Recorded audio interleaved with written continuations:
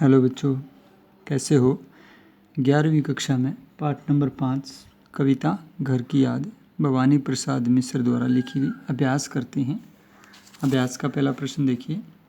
पानी के रात भर गिरने और प्राण मन के घिरने में क्या संबंध है।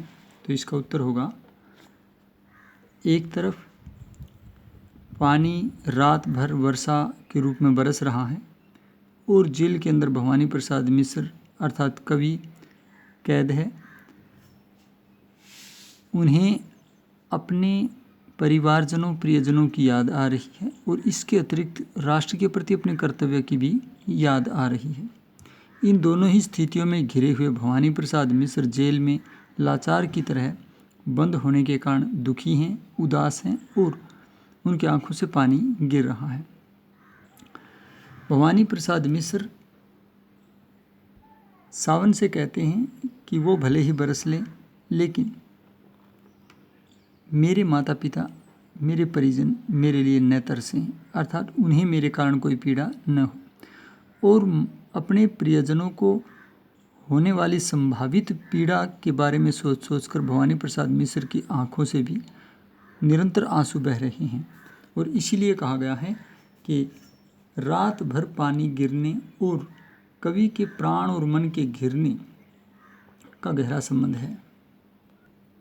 प्रश्न संख्या 2 देखिए। मायके आई बहन के लिए कवि ने घर को परिताप का घर क्यों कहा है। परिताप का घर क्यों कहा है।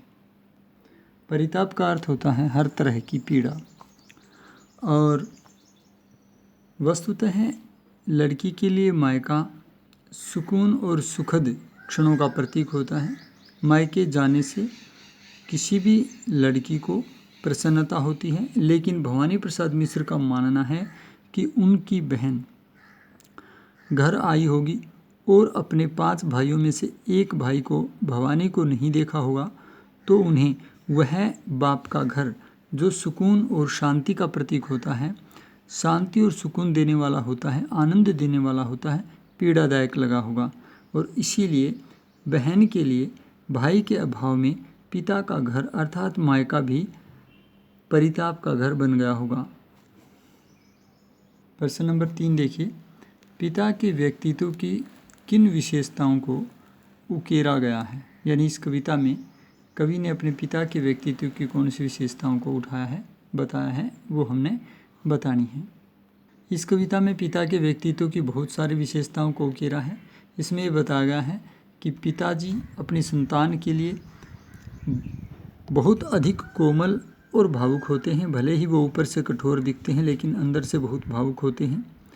जब भवानी प्रसाद मिश्र जेल चले गए होंगे, तो भवानी का मानना है कि उनके पिता जो बहुत मजबूत हैं, लेकिन हृदय से संतान के प्रति कोमल होने के कारण भावुक हो गए होंगे और रो पड़े होंगे, और उनकी माँ ने तब पिताजी को समझाया होगा।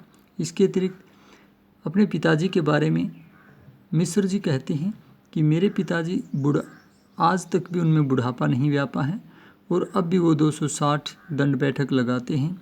इसके अतिरिक्त वो दौड़ जाते हैं, सिंह की तरह गरजते हैं, काम में जैसे झंझा लरजता है, और इसके अतिरिक्त जो है वो अपने सभी बेटों पर गर्व करते हैं।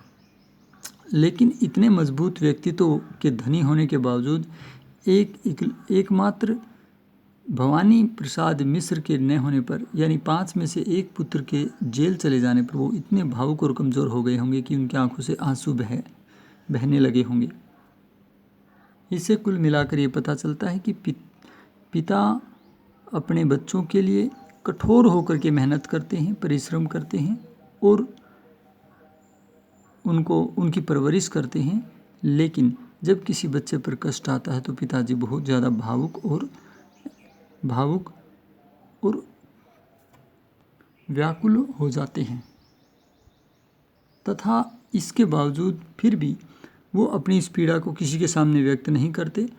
और कवि की माँ के पूछने पर भी कवि के पिता अपनी पीड़ा को छुपा जाते हैं और कहते हैं, कहाँ मैं रोता कहाँ हूँ, धैर्य मैं खोता कहाँ हूँ। तो इस तरह से भीतर से कोमल होने के बाद भी बाहर कठोर और मजबूत होने की कोशिश करते रहते हैं। इस कविता के 3 प्रश्न हो गए हैं, 2 प्रश्न और रहते हैं। अगले वीडियो में वो 2 प्रश्न भी आपके कराएंगे।